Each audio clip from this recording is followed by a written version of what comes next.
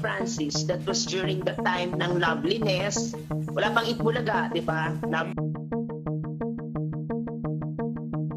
Lumantad na ang saksi sa naganap na kasal ni Francis Magalona at Pia Arroyo sa Hong Kong. Si Pilar Mateo ang saksi sa naganap na pag-iisang dibdib ni Francis M. at Pia. Ayon sa naging interview nito sa Abante, sinabi sa TV News na totoong kasama siya sa naganap na kasal ni Francis M. at Pia. Siya kasi ang publicist ni Francis M. kaya't lahat ng galaw ng aktor-rapper ay alam na alam niya. Narito ang kanyang naging pahayag. Hindi ko alam kung saan nanggagaling si Robbie. Kasi nung naging publicist ako ni Francis, that was during the time ng Loveliness. Wala pang Itbulaga, di ba? Loveliness, tapos yun na yung paakyat na siya para maging kilalanin as the King of Rap and the Master Rapper and the Man from Manila.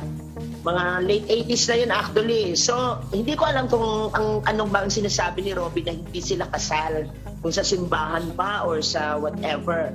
Basta ang alam ko, nagpunta kami ng Hong Kong, si Francis ang personal na nag-asikaso noon, kinasal sila sa Hong Kong in one of the courthouses in Hong Kong. Kaya may picture kami niyan.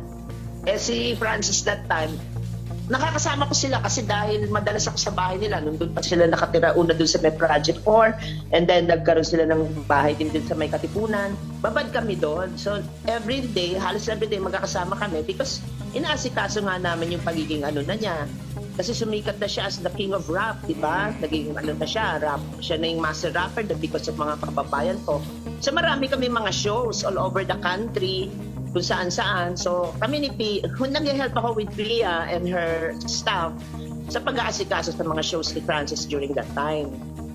Pero Miss So P, yung Hong Kong, ayan, namasyal pa kami nila Francis. Sa Hong Kong, may kasal na nangyari sa Hong Kong. So hindi ko alam kung baka Robbie was referring to hindi sila kasal sa simbahan or hindi sila kasal dito sa Pilipinas. Pero sa Hong Kong, nagpakasal sila.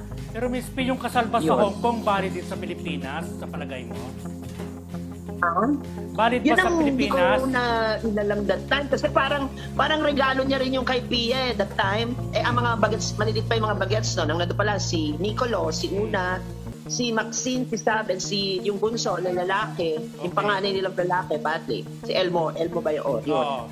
So wala pang Itbulaga niyan. Puro ano pa lang, height ng ano ni Francis yan sa sa mga kababayan ko during that time. Binalaan naman ni Pilar si Abigail na wag nang makipagbanggaan kay Pia Arroyo dahil sa mata raw ng batas ay si Pia Arroyo talaga ang may karapatan sa mga mana ni Francis Magalona at ang anak nito.